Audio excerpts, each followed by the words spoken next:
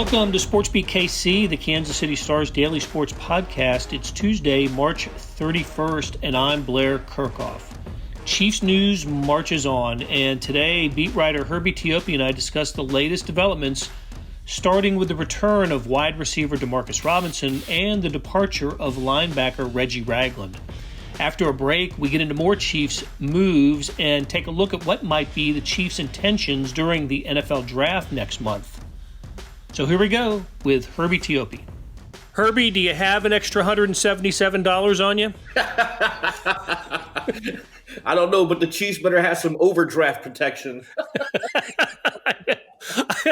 I saw that figure the other day, and it's one of several figures that are estimated for the amount of money that the Chiefs have in their salary cap.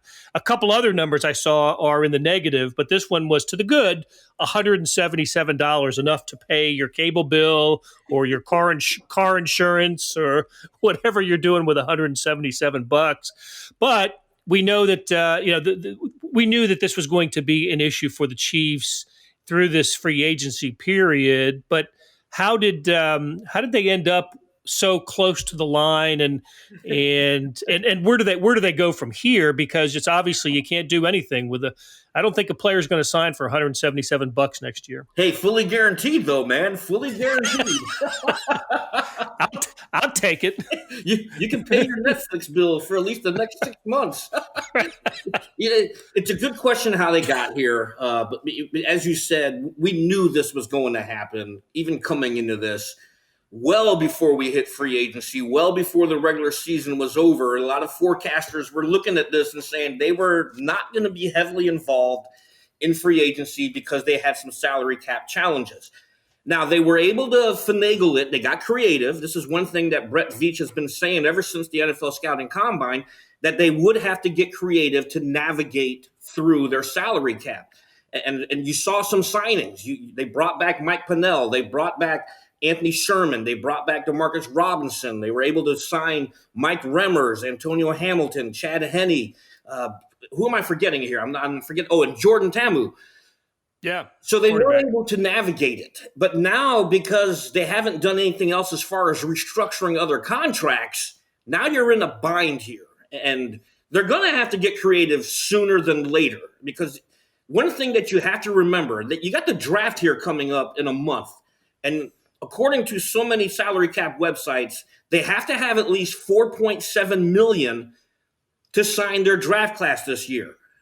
So sooner or later, you're going to have to start taking a look at Sammy Watkins. You're going to have to look at Laurent Duvernay-Tardif. You're going to have to look at Anthony Hitchens. What can we do with these contracts that count so much against the salary cap where we can restructure it or outright cut them and gain some cap space? They need cap space in a hurry. Yeah, so it has to happen before the draft. I mean, I guess I don't know the exact timetable of between draft and then signing, but isn't there? I would imagine there's some NFL rule that says once you better have the money in the bank to enter the draft. I mean, the Chiefs are going to have to come up with at least that amount of money that you talked about before the draft hits, which is in April, fourth week in April. Yeah, April the 23rd through the 25th. Now, here's the deal: you can still have the draft. From my understanding, you can still have the draft because they have to put their name on the piece of paper. They have to sign that thing for their contract. And as you recall, and during the offseason, the rookie mini camps, et cetera, a lot of players still aren't signed yet, but they will participate in the rookie mini camp. And we don't even know if they're going to have a rookie mini camp this year because of the coronavirus pandemic that's going on around the world. A lot of offseason workout programs may get pushed back. We may see some instances where there's an abbreviated form of organized team activities, also known as OTAs, or maybe even pushed back to the start of training camp. But the bottom line here is for the Chiefs, because as of right now, by my numbers, they have 69 people on the offseason roster. You include the 5 draft picks. Now, don't forget, you also have a slew of undrafted free agents that the Chiefs will probably bring aboard.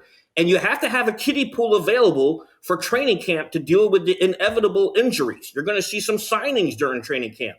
But as of right now, $177 ain't going to do it.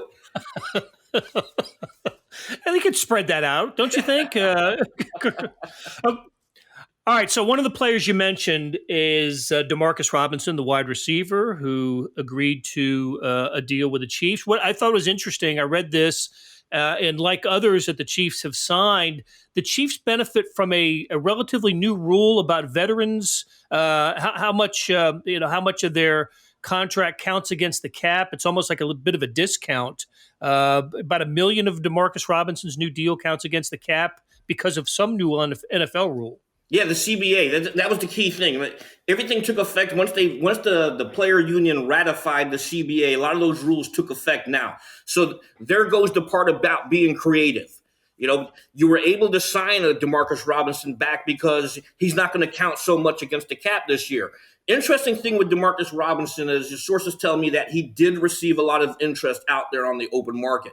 But, he decided to come back to the Chiefs. I'm sure he would have got paid more out there, but this helps the Chiefs when you bring back a guy like Demarcus Robinson.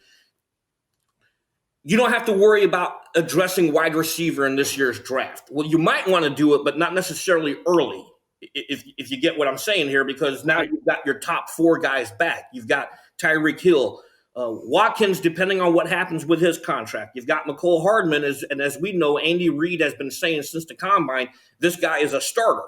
So if they do lose Watkins, now you got Hardman who can slide into that starting spot there along with Robinson. And still have Byron Pringle on the roster. I don't know what his future is, but he's a player that the Chiefs have liked and they've given him some snaps. Special teams guy.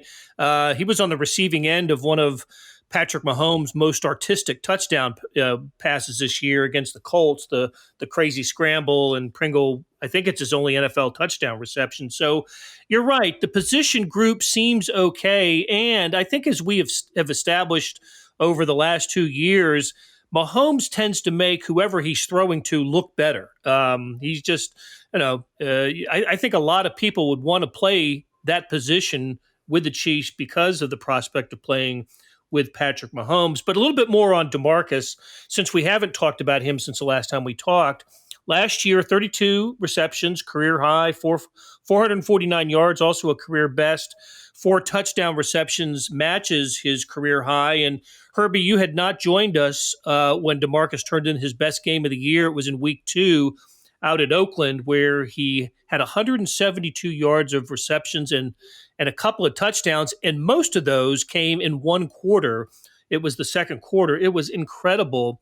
And I looked this up. I didn't realize this. Because of the injuries to Tyreek Hill, the injury to Tyreek Hill, and McCole Hardman was a rookie, just some other factors, Demarcus Robinson had the second most snaps among wide receivers this year at 735. And if you throw in his 66 special teams snaps, he was on the field more than any Chiefs wide receiver this season.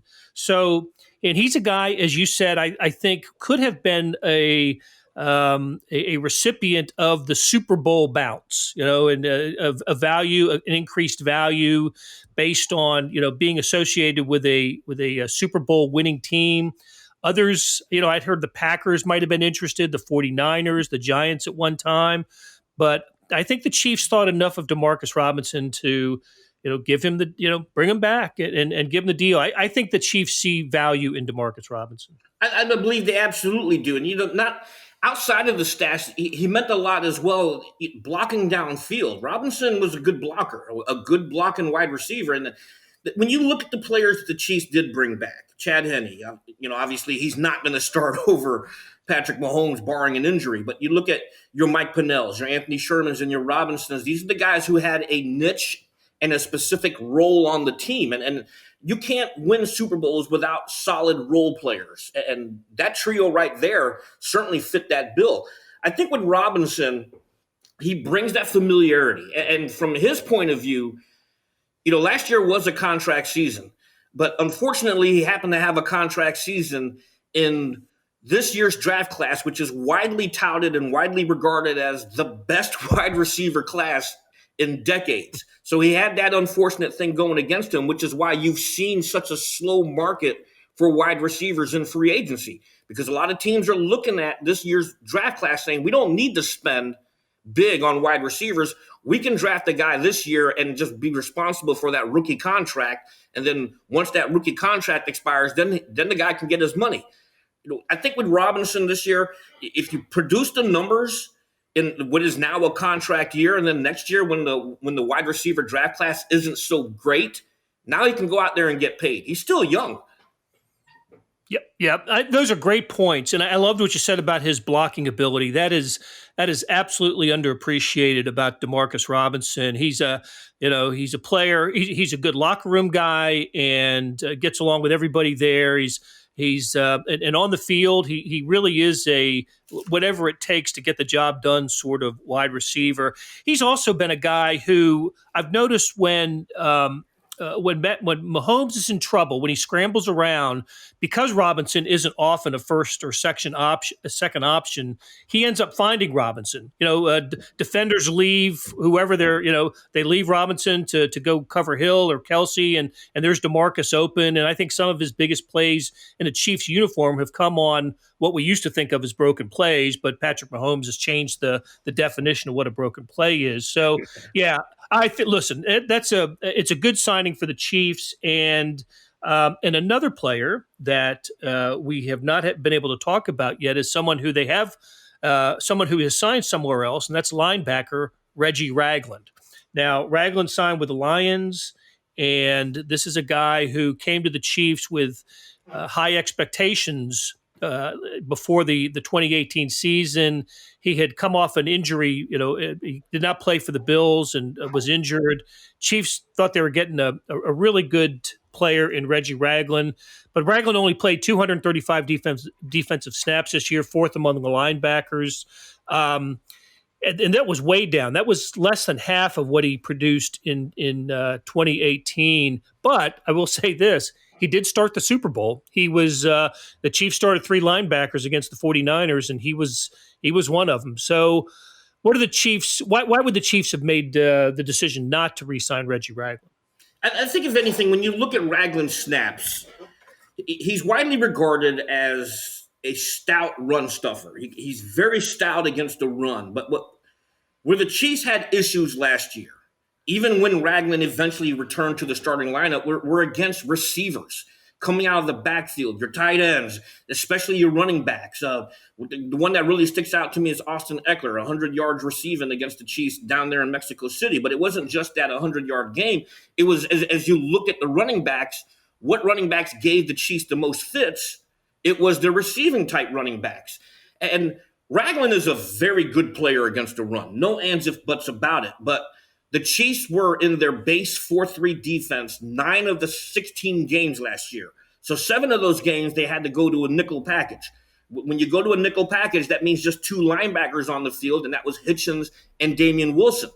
And so Ragland was relegated to the sidelines. I think the Chiefs, by letting Ragland go, are signaling, look, we're going to be in the market for a linebacker that can cover.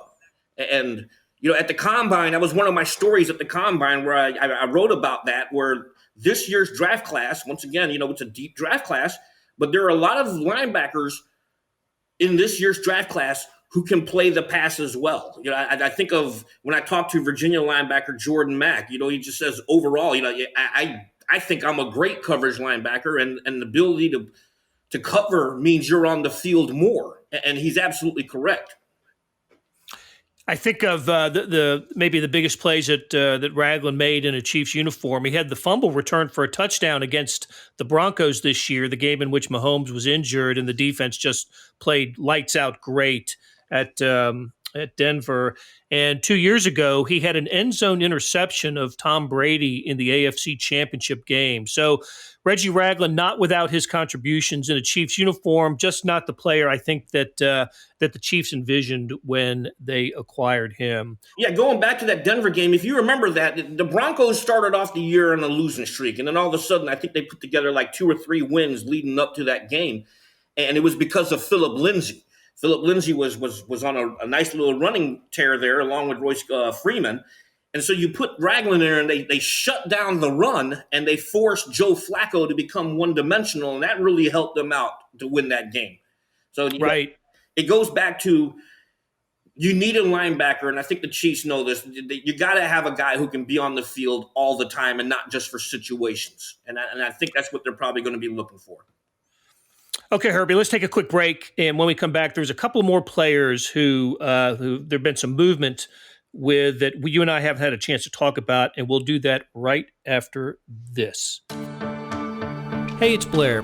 Hey, we have a special subscription offer for SportsBeat KC listeners, unlimited digital access to the Kansas City Star's award-winning sports coverage. Sign up now for 1 year of Sports Pass for access to all the sports news, features, and columns we have to offer. And it's only $30. That's a 40% savings off our regular rate.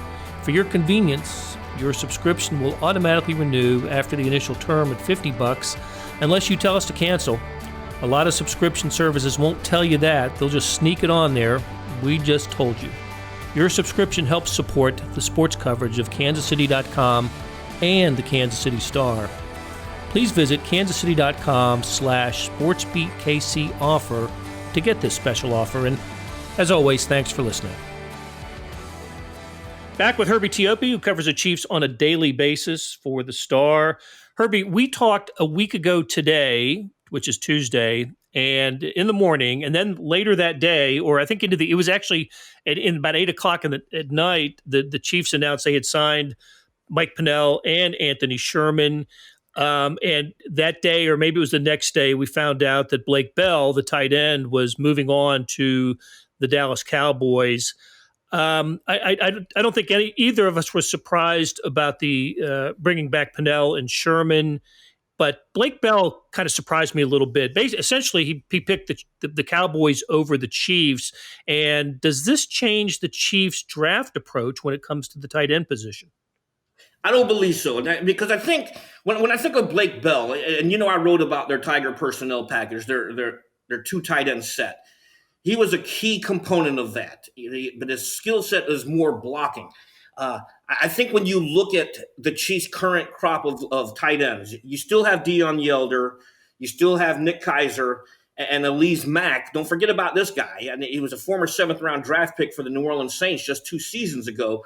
So you've got competition there. And when you've got competition, Yelder knows the scheme. Nick Keiser, being on the practice squad the entire year, now knows the scheme. Elise Mack is known more for his receiving capabilities. I think they have enough competition there where they'll be able to find a guy. They don't need to go out there and draft a tight end early. Now, if you want to bolster competition, by all means, but you don't have to do it early. Okay. And then with Pennel and Sherman, kind of no-brainers there, weren't they? Yeah, absolutely. Sherman, obviously, how can you not bring the guy back? And of all the NFL teams around the National Football League, I can probably count on one hand teams that still rely on the fullback. The Chiefs obviously are going to be up there. And Sherman, because what he means, not just on offense as the blocking back, but he's a core special teams player. He means so much to this team. Pennel was also a no-brainer because the Chiefs' run defense took off last year once Pennel was finally inserted as a main piece of that interior rotation. Okay, so coming up later today, and this is something I guess we can talk about down the road, the owners, the NFL owners are meeting via teleconference like everyone else is these days, and they're going to expected to approve the expanded playoff bracket. So NFL playoffs will go from 6 teams in each conference to 7. We've talked about it a little bit. Only the overall number 1 in each conference will get the bye. 2 through 7 will play to on the first weekend of the playoffs. So that means if this had been in effect last season, the Chiefs would have played an opening round game or a wild card game, and it's the Baltimore Ravens. Instead of the Ravens and the Chiefs having the first weekend off, it would have just been the Ravens. I understand the need to do this, and this also came out of the CBA discussions, did it not? That the NFL owners are just looking for a way to add revenue at a time when they're going to be spending more on expanded rosters and other just other expenses on the ownership side. Yeah. It makes sense in a lot of ways. The NFL is continuing to grow. It's a runaway multi-billion-dollar cash cow for all the league owners. for all the broadcast deals they signed. So why not give the people what they want? The fact that it passed was amazing to me. I just didn't think that it would, especially now that, you're expanding it to a 17-game season, not necessarily this year, but, maybe as early as 2021. So, Right. there's obviously an appetite for football. I think it's going to change a lot the way teams approach the end of the year, where you see teams that clinch, they'll tend to rest their starters. Now you're going to see a lot of people knowing that the only bye you're going to get is if you have the number one. So you're going to see a lot more competitive games towards the end of the year. Yeah, think about this past year for the Chiefs. I was thinking about this: 16 regular season games over 17 games season. Like everybody gets they get a bye week at some point in there. The Chiefs came late because it came after the Mexico City game, and then they get another bye week because of their standing in the AFC entering the playoffs. So. And then play 3 playoff games. So it's if you throw in the preseason, that's 23 games played over what amounts to 25, 26 weeks. And it's a lot of football for sure. And with the 17-game schedule that I think you're right is coming down the pike for 2021, there will not be an additional open week, from what I understand. They'll still just have the one bye. I may be wrong about that. Maybe that's still open to discussion. But that's it's a lot of football to play in. And I know one of the issues the players had was especially the veteran players, didn't like the idea of a 17-game regular season, but ownership won that one. They want more revenue. They're going to get more revenue, and that's what the CBA is about. Everybody feels that they got to give and take a little bit, and so that this is what's going to happen. I guess one of the other discussion points with the owners is what networks will carry these games, and I think CBS and NBC are going to be the winners in that realm. So the other thing I was wondering, how many times has if this 7-game playoff bracket had been applied in history, how many times would a team with a losing record have been in the playoffs? And NFL.com did the research for us and found that only once would a 7th-seeded team have entered the playoffs with a losing record since 1990, which was the year that the playoffs expanded from 10 to 12 teams. So I thought that was interesting. Yeah, and there have been examples of teams with losing records winning their divisions. Most recently, the Seahawks a couple of years ago, they were 7-9 or something like that. So, if anything, you know what? Give the people. It goes back to, again, give the people what they want. They want football. Give them football. There you go. And I remember the Broncos, the Tim Tebow Broncos, won the division with an 8-8 record just a few years back as well. So it does happen, and the NFL, even with the expanded playoffs, with 14 teams in the playoffs starting next season, will still be behind the NHL and the NBA in terms of percentage of its teams that qualify for the postseason. The NFL or the NBA and the NHL are over 50%. More than half of their teams play in the postseason. The NFL will still be under 50%. So, look, the best teams are still going to be playing for in the NFL playoffs. Herbie, what you have got a mock draft coming up, probably one of several. What are you thinking these days for the Chiefs as you start preparing for NFL mock drafts? I'm glad you actually brought that up. Because you had forgotten all about it. Here's my thought process on mock drafts, okay? Because when I used to do them, first off, I'll be honest, I hate mock drafts, okay? And there's a reason why. It's because too many people put too much stock in them. A mock draft, there is absolutely zero science to it. I think when you look at the people who do it the most, they even are wrong. Because the beauty is forever in the eyes of the beholder. The way I approach mock drafts is I look at positions. I don't necessarily look at a player. I look at positions, what makes sense. And then I go into explaining why this position makes sense in this round, etc. So, and then if I put a player there, just Get this is an opportunity to get to know about a player. Not necessarily, hey, Herbie Teope says the Chiefs are going to draft so-and-so. That's not what this exercise is about. It's what makes sense to me. And that's the key thing that I think when people read mock drafts, they lose sight of. I'm not gunning for 100% 100% correctness here because nobody's going to get 100%. I challenge anyone out there that does mock drafts for a living. Show me where you were more than 10% correct. That's the bottom line with mock drafts for me. I think it's a good exercise getting to know a player. And so if the Chiefs do draft him or if a team does draft him, now you know all about him. When I used to do this when I was on the Saints beat, I actually got maybe one or two players correct. But, readers were able to understand why I picked that position. I don't think anything has changed from what we have discussed since the end of the season. That cornerback is still it's one of the positions of need for the Chiefs, and we wouldn't be surprised if that was the first player taken for the Chiefs is someone at that position. What are the other two? What else would you put up there in terms of priority? So if the corner that they want is off the board, but they really like a guy at this position, we might see him picked. What position is that? Well, I think that you can go a slew of positions here. It's also going to depend if they go with the best player available, that's the other thing too. That's always going to be the key thing in the draft. I think cornerback you mentioned there, that's got to be at the top of their priority list because I know they brought in Antonio Hamilton, but his niche is on special teams. Bashad Breeland is still floating out there in free agency. Surprisingly to me that he doesn't have a market. But if they somehow cannot bring him back on $177, you got to draft a cornerback. And this year's draft class has quite a few good quality players who can be plug-and-play options. I think with the 32nd overall pick, that's what you got to be on the lookout for. Who can immediately come in here and contribute?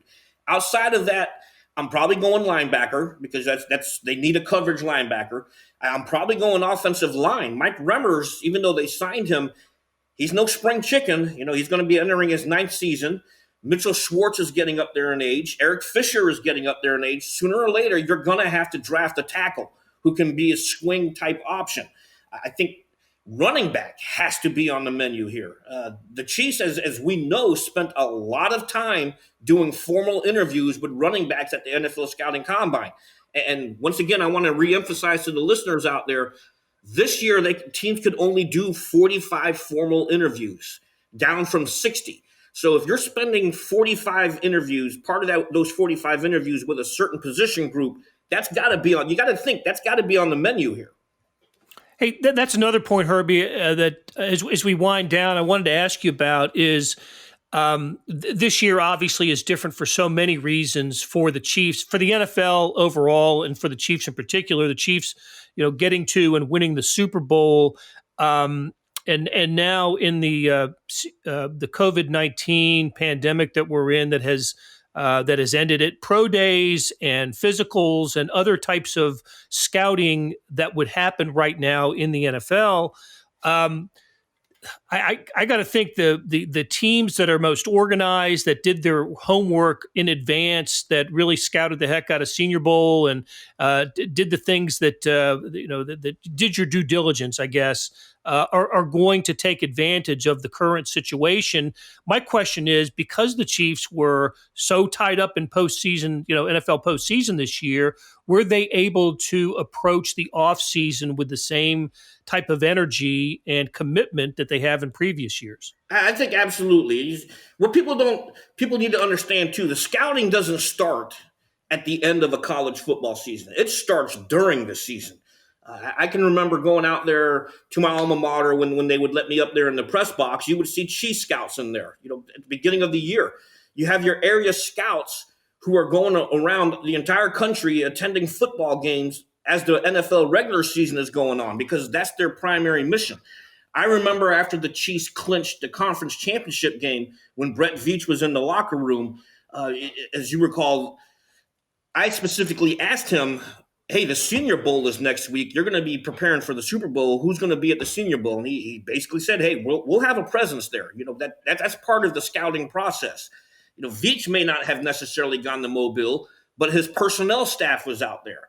So I think they haven't lost anything as far as the scouting process is concerned, with the exception of the lack of pro days, with the lack of pre-draft visits, because you're allowed 60 of those. Right. You're allowed 30 of those. But the pre-draft visits are more for if you have follow-ups on medical issues, if you have follow-ups on juniors who did not attend the Senior Bowl or were not invited to the Combine. That's what the pre-draft visits are for. Or if you have follow-ups on guys you spoke to at the Combine, now you want to bring him in for a face-to-face for the entire day. The NFL has dealt with this by allowing teams to have FaceTime interviews with players. There's a lot of pros and cons to that, and to me, in my opinion. You do get a chance to still talk to these prospects, which is the pro. I think the con to that is you don't have the advantage of watching body language. Because when you were doing video conference calls, the camera is located right smack on my face. You don't see what the rest of my body is doing if you're asking me an uncomfortable question. How am I reacting to that? And I think that's where the part that gets lost in it. But as far as the overall draft process, it'll be a challenge for teams like the Chiefs because you don't have the 2 months before the draft of pro days and pre-draft visits and pre-draft workouts. But as far as scouting and identifying players, I think that process is taken care of because that thing started at the beginning of the college football season. All right, gotcha. And it's, as of right now, the Chiefs just with the 5 draft picks and really not in any position to waste any of them this year. So, all right, Herbie, great stuff. Always enjoy it, and we'll catch up again next week. Well, that'll do it for today. Thanks for listening, and thanks to the production team of Derek Donovan, Savannah Smith, Randy Mason, Beth Welsh, Jeff Rosen, and Chris Fickett. Links to the stories we discussed are in the show notes. Follow the coverage of the Chiefs and all of Kansas City sports in the Star and on kansascity.com. And nobody is bringing you better regional coverage of the COVID-19 coronavirus pandemic than kansascity.com. We'll be back on Wednesday with another SportsBeat KC where we talk sports in Kansas City every day.